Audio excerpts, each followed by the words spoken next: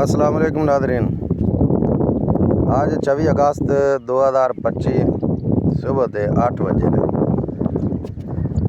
थोड़े सामने मैं खड़ा दरिया सतलुज दे जिथे पानी बाहर आया हुआ है। किनारा तक बड़ा दूर है, दरिया दूर है, पानी बाहर फसलों खेतों खिल रहा है।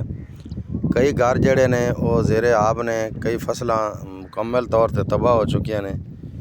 कोई फसलां जड़ियां ने वो जड़ियां वड्डियां फसलां आईयां वो भी तकरीबन आधे नालों ज़्यादा तबाह हो चुकी ने।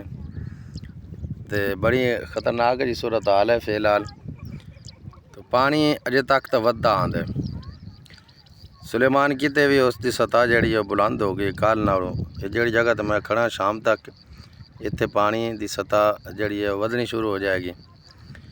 तो जड़ा गंडा सिंह है उत्थे खबर है चंगी कि उत्थे पानी घटना शुरू हो गया अलहमदुलिल्लाह।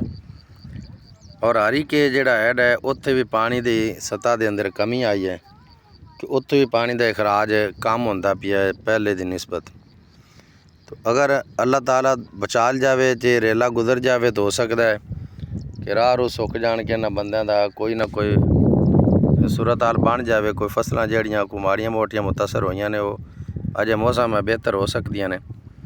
अगर फिर ज़्यादा इस तो पानी आंदा है या फिर चलता है ज़्यादा वक्त लंबा चलता है तो फिर वो फसलां भी तबाह होने का खतरा है कि उन्हां दी बचण की गुंजाइश नहीं है। फिर तो हरी के हैड ते जी पानी की आमद है वो 1,34,893 क्यूसक है। अज सुबह 6 बजे का डाटा है 24/8/2025 सुबह 6 बजे 1,34,893 क्यूसक। और जोड़ा अखराज है उतों अगे हरी के हैड तो गंडा सिंह वाला आ रही है हुसैनी वाला वो है 1,12,874 क्यूसक। 1,12,874 क्यूसक हरी के हैड तो गंडा सिंह वाला आ रही है जड़ा हुसैनी वाला हैड दे राही।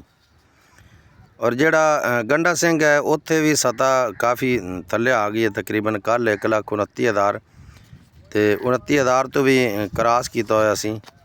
अज अलहमदुलिल्लाह 1,29,000 तो थले है 1,18,652 क्यूसक पानी है अज जड़ा गंडा सिंह तो अगे आ रही है सुलेमान की वाल।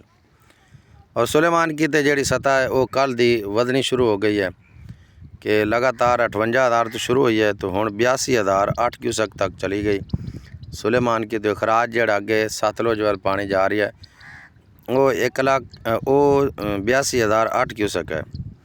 और ऐड इस्लाम ते भी कल की निस्बत आज पानी ज़्यादा है कि 40,295 क्यूसक पानी जड़ा है वो ऐड इस्लाम तो अखराज कर रही है अगे।